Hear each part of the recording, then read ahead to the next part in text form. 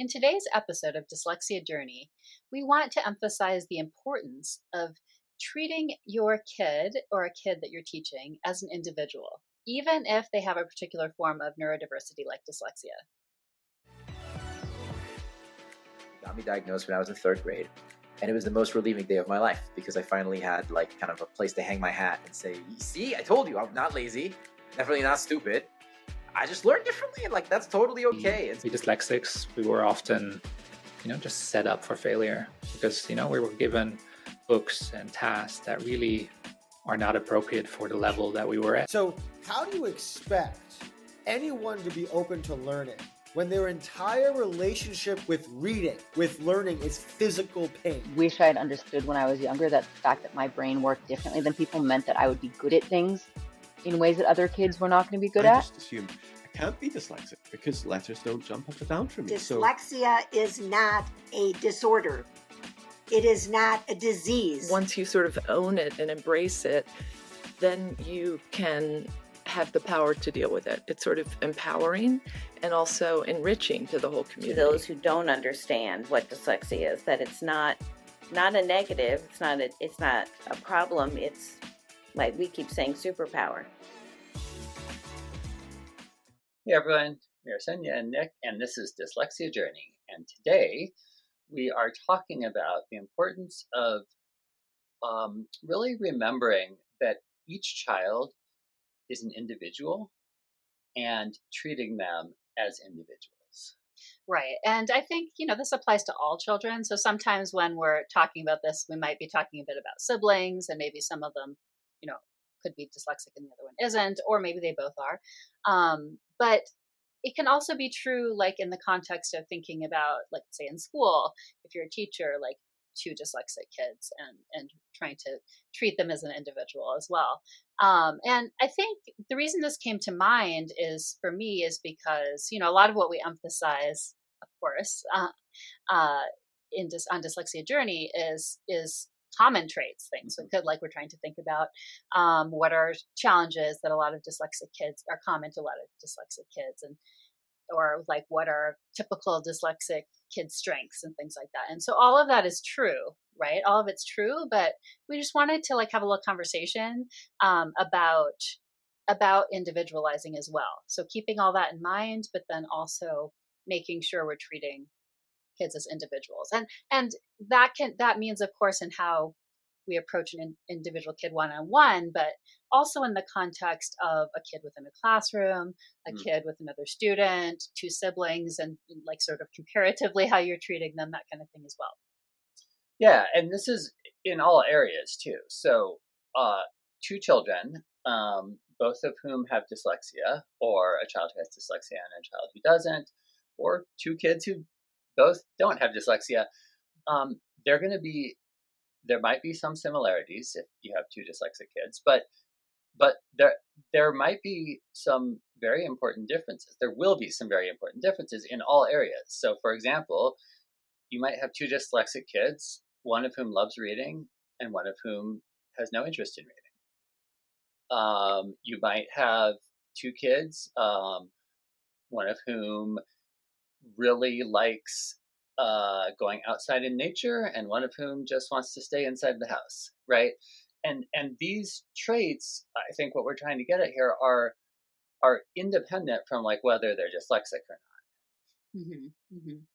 And but what's interesting is sometimes there are traits, right? And this is what we often emphasize. So I'll just bring it back up here because we have to keep all of this holistically in perspective, right? Sometimes there are things that are individual to a dyslexic kid, and it is related to the dyslexia, right? Like there could be particular sensitive points. They're sensitive about reading out loud, for example, but maybe it's not that. Maybe it's a sensitive point and it was related to the dyslexia and something that happened to them, but it seems less obviously related, right? So we can't always assume that, for sure for this kid it's going to be reading out loud, because it might not be. There could be a kid who has sort of a very outgoing personality. Maybe they never had a bad experience with reading out loud. Like there's all these different reasons why that could be. So while keeping that as a possibility, in mind. It's like you want to keep it in mind as a possibility because we know these like areas that are often in common. But if we can sort of not like use it to the extent of like almost stereotyping, right? So that we're really like making sure to allow that space for their individuality at the same time. I think that's what's really important there. Yeah, and this often comes up, or is often very important when you're dealing with siblings. Mm-hmm. So as parents, if you have more than one child, or as educators, if you see multiple children from the same family, there's often an assumption that kids in the same family are going to be similar in certain ways. Mm-hmm. Right. And I think, often parents, especially if kids are quite different in personality from each other, will like from early on see this like more clearly. Less so maybe if they're more similar in personality otherwise. But let's say there's two kids and they're both dyslexic in your family. I think just trying to remember, like, I think it's very easy to just make the assumption that the next kid's journey is going to be very similar to the first kid. And that's not necessarily going to be true because there's just so much influence of experiences, other personality factors, like all those different things play in so much. Even birth order probably plays in, right? I mean, there's all kinds of factors that can play in. And so it's just important to keep that in mind, to allow that space for the kids to be individual from each other and to then, try to respond to them accordingly, right? In terms of what kind of support you're giving them. Right, exactly. And so, I guess, I mean, the main thing then, so in terms of advice here that I would give is, and we talked about this before, is don't make assumptions. Don't assume just because, like I mentioned earlier, just because one dyslexic kid does not enjoy reading, it doesn't mean that the next dyslexic kid, maybe your own dyslexic kid, maybe a friend, or if you're an educator, maybe some other dyslexic kid in the class, they might love reading. Mm-hmm. Right. So it's just going to vary, and maybe they have a different way that they do it or not. Like it's just gonna vary a lot. Yeah. And then I think this can also be an interesting thing to think of. I guess this is a slightly different subtopic here, but it's interesting to think of this in terms of sort of like amount of support given, right? Like we're definitely people who emphasize, thinking less about exact equality and thinking more about equity, right? So if someone needs something, you're going to respond to them differently. It's not going to be that you give the exact same thing. You're going to give like also according to what they need. However, it can get tricky, right? This can get tricky in terms of like time and attention, for example. So I think that the point here is for kids, let's say it's siblings. And so this could be true whether they both have a challenge like dyslexia, or if one does and one doesn't, whatever the case, with siblings or with a teacher, like in the classroom and trying to give attention to students. I think the key here probably is to think of it as like more about the content's going to be different for each kid, because you want to avoid giving less time and attention. Like if you actually think of it as time and attention, then you want to be making sure you're doing that, as needed, like really for the kids. And it may not look like the exact same amount of time, but you're going to want to make sure that like when, like how do I explain this?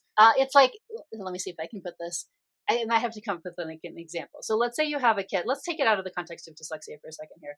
Like, let's say you have a kid who's just really social, like, and they like to do things with other kids. And, so they like maybe almost seem like they have less time for you. And like, you're sort of less like worried about them. And then you have a kid who maybe struggles socially. And so you try to do a little more with them just to like give them more activities to do. And then maybe you're like going along for play dates more because they're more comfortable, like that kind of thing.